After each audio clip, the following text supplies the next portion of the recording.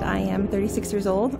I was born in Southern California, grew up there my whole life until I think I was about 19. I went overseas to a Christian college I was attending, and I was there for a year and a half, lived in Germany for a summer, lived in Austria, did a lot of traveling, a lot of outreach there, and then it was my final semester. I ended up meeting my husband. We didn't really date, we didn't really know each other, our families had never met. We already had the odds against us because that's not something you should be doing. You should be finding out if you're compatible. So about 10 months went by, we planned our wedding. He finally came to California, met my family for the first time a month before our wedding.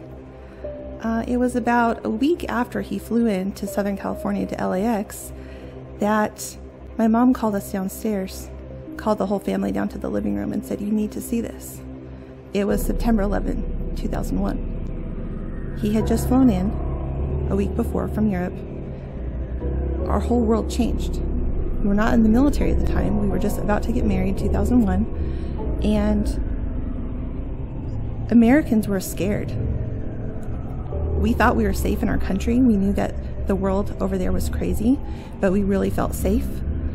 So the next weeks leading up to our wedding in October, we went to different prayer vigils, and people were just, flying their flags and starting to hug and care about each other, and things changed.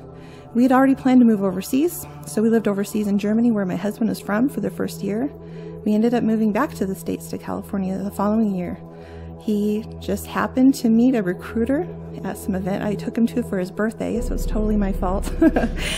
And so he ended up joining the military. During that time, we found out also we're pregnant with our first child. And guess what the recruiter told us? "Oh, don't worry, the Army's going to put him on a plane the minute you go into labor. You give us a call. We'll stick him on a plane, fly him from Missouri back to California. He'll be there for the birth." Guess what? That's not true.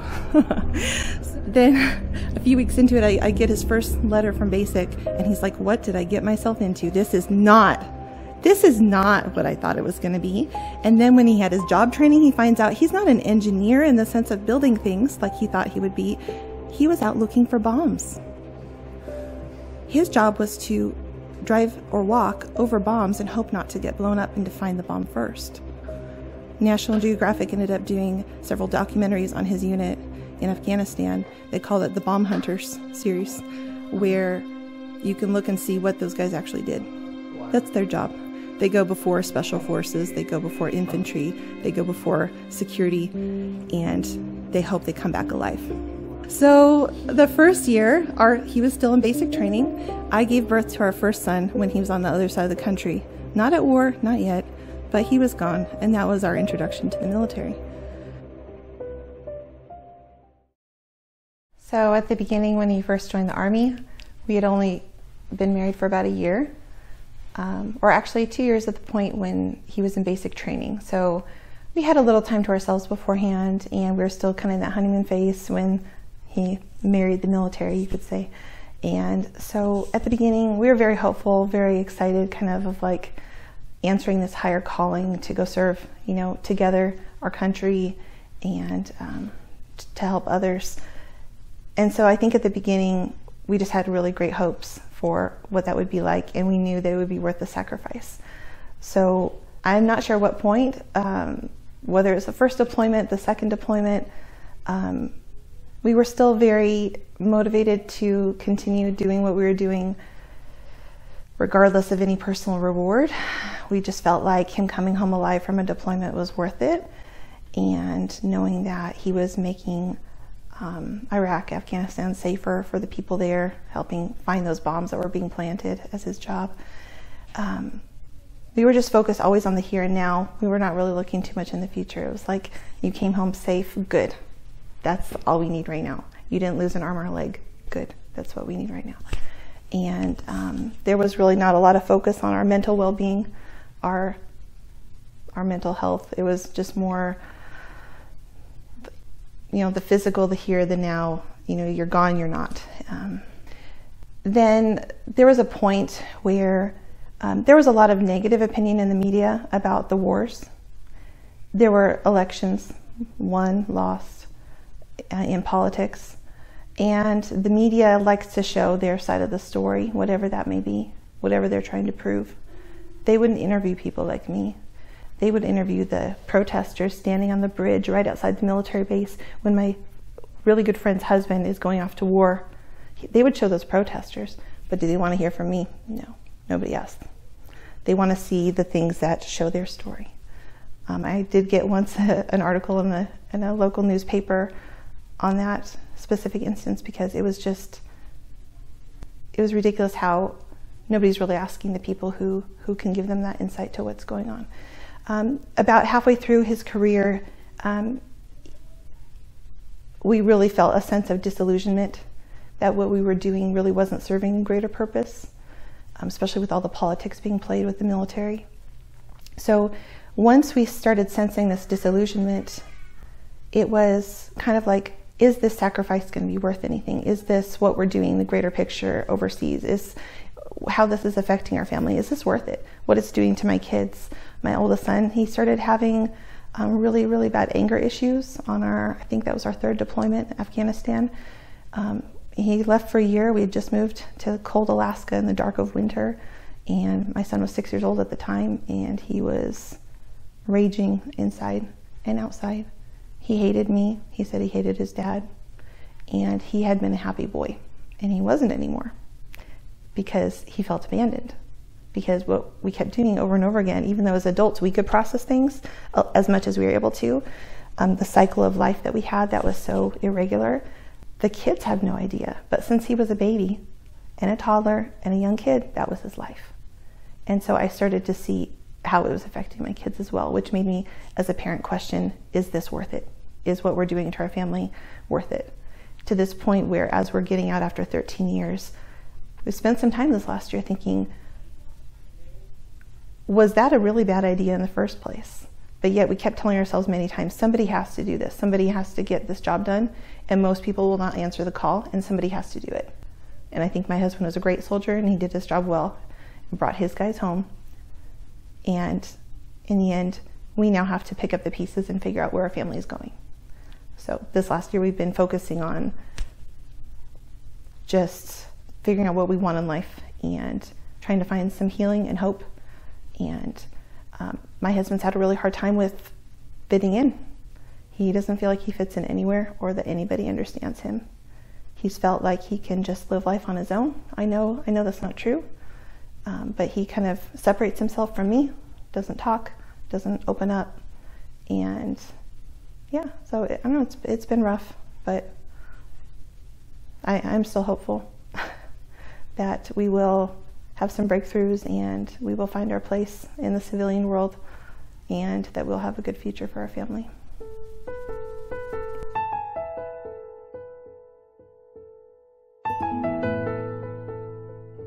I was born when my dad was gone in his deployment, and for a while I didn't really register.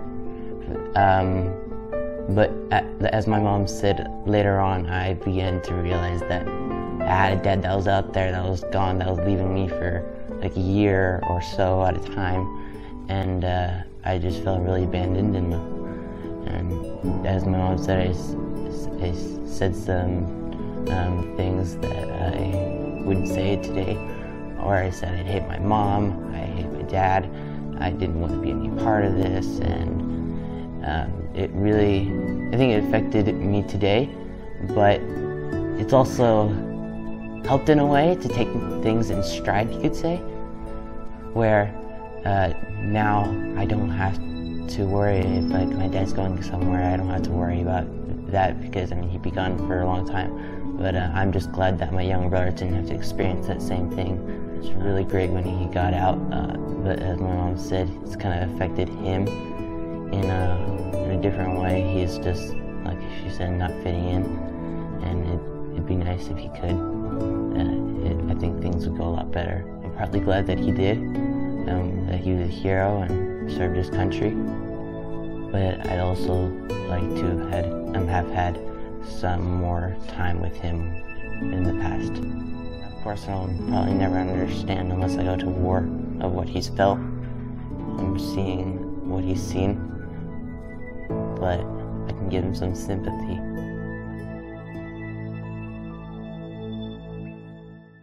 Hey, my name is Tom, and I'm 38 years old. I was born and raised in Germany, lived there till I was 22 years old. And then I met my wife, Christina, at a Bible college in Austria. We met there and then we got married. I lived the first year we were married in Germany. We moved to California in 2002. I started working there, had a pretty decent job as a service technician in Southern California. But then I decided to join the military for the simple reason that I was going to stay in America for the rest of my life. I was never going to move back to Germany, so I figured I should serve my country, my new country. And that's what I did. I joined the Army in 2003, and after 13 years, almost 13 years, I was medically retired. Now that you're back, I mean, what is it you want people to know? Well, I want people to know that I think the media displays veterans a certain way, and it's always the light is on the veteran, and of course there's room for that, and it's good. However, what gets left out a lot is these guys and the spouses, who I think a lot of times in different ways have it harder than the soldiers do, you know, going to war and even coming back. Because I think I was, you know, you kind of get trained and shaped into dealing with hardship, and in a way you kind of get taught how to shove those emotions and stuff, which the kids, they don't experience that, you know, the spouses don't get any training with that. So did you kind of there you go. Very delightful. You want to say hello? Okay. So that's Joseph, by the way. It's my a pleasure to meet him. My third one. Yeah. So it has a huge impact on the family. It has it's not easy, but like I said, it never gets displayed or shown in that way. You know. Yeah, I agree with that. I being on both sides of it, you know, when I was at home taking care of the kids while my wife was deployed, you know, and it made it doubly worse because I was a man. You know, you're supposed to suck it up and everything, but you know, the fears, what am I supposed to do? How do I make a decision? We normally make these decisions joint. Now I have no way to get a hold of them. You know, Right. when I was in Iraq, it was a little bit better, but mainly because the kids were, you know, teenagers and they were able to help out a lot more. You know, but still, it's a little bit better for what the spouses and the kids get talked about. But now it's back to just being the veterans. Right. You know, and I agree. I mean, the spouses and the kid and the families get left out. And there's treatment for us, but yeah, there's nothing for the spouses. you know, there's nothing for the spouses or the kids. And it's something you just brought up as far as like decision making, where you normally make it together. So when we're gone, our wives make all the decisions. They are the decision makers. They're daddy, they're mommy, they're everything. And then what is always a big adjustment after coming back is, so she's in charge. My longest deployment was 15 months. So she was in charge, and then all of a sudden I come home, and then I'm like, I'm the man of the house. I'm in charge, you know? And it's like a huge clash of emotions and everything going on, because for 15 months she was running the show. She was doing everything. And since she couldn't reach me half the time, she didn't have to ask my permission, or she didn't check in with me. This is okay. So she just made decisions, which was great. And then, my goodness, like me, the type of guy that I am, you know, like alpha male, I'm in charge type of thing, you know, I come back and it's like, all right, I got this. And it's like, oh no, it's not, you know, so it's like I don't know, like I would say like a 3 to 6 month smoothing period where I had to be like, okay, you know, she ran the show for so long, and so now it's like, you know, let's even out, get on the same level again, to be a team again. And that's just, I mean, there's all those little things that nobody thinks about. I didn't think about it, you know. And when my wife came back from her first deployment, one of the the biggest shocks was, you know, she comes in and she's going to do this with the kids, and it's like, they don't like that.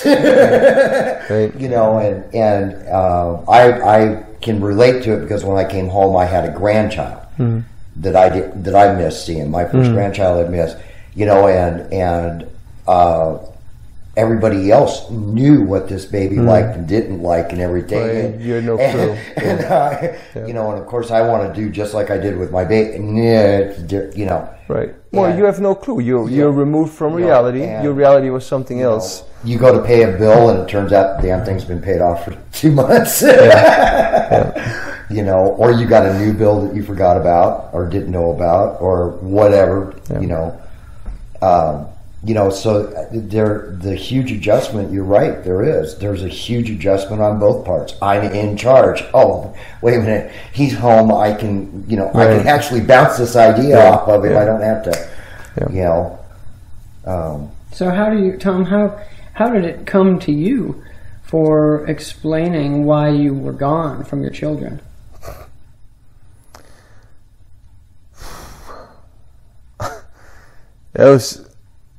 That was hard. It was really hard. I mean, when I first deployed, my oldest Tommy, he was not even a year old, and so I think the first 2 deployments, they didn't really know because they were so little, they were so young. They were just kind of used to, hey, Daddy is around, like maybe half the time of my life, maybe less than that. So to them at that age, when they didn't really process things, it was just, that's the way it is. Well, when they started turning, you know, 7, 8, 9 years old, then the questions came. Why were you gone so much? What did you do while you were gone? And then, you know,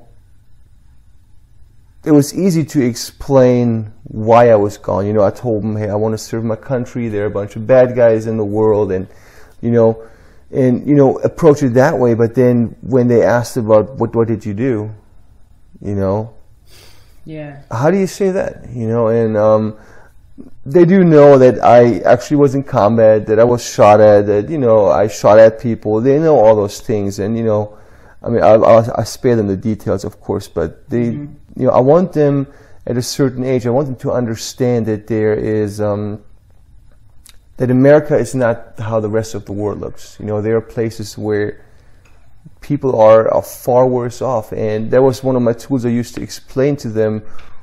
You know, one of the reasons why myself and other people leave to go fight is because other people are oppressed and persecuted, and somebody needs to go and help them. And I also told them, you know, basically media always shows just, you know, when bad things happen. You know, that's just our great media, always shining one light on it. You know, and nobody or hardly ever will you see, you know, soldiers helping or playing with little kids or handing out food and water and doing something good or building buildings, you know. Not that I did that, but there's other people that do that, but that doesn't get shown. And that was a good tool for me to explain to my kids, hey, this is not all that just shooting and explosions. That's not all that. You know, there's the other side to it, which brings value to everything, actually trying to rebuild something. And like I said, approaching it that way, I think helped them to look at me and the whole situation in a different light. You know, if I were just left it at, you know, your daddy left and he got shot at and he shot people and left it at that, Yeah. they will probably have a different perception of me. But, you know. So do you feel like your family has helped you reflect in yourself why you did what you did? Yeah. Kind of painted the picture a little better for you.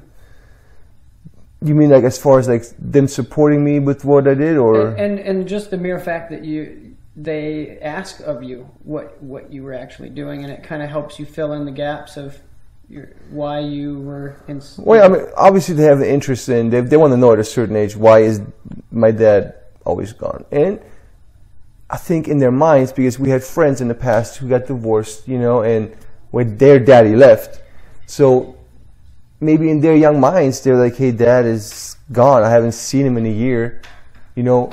I hope it wasn't the case that they were thinking I just took off and left him, you know, but I'm sure that there was somewhere in their minds floating around those ideas.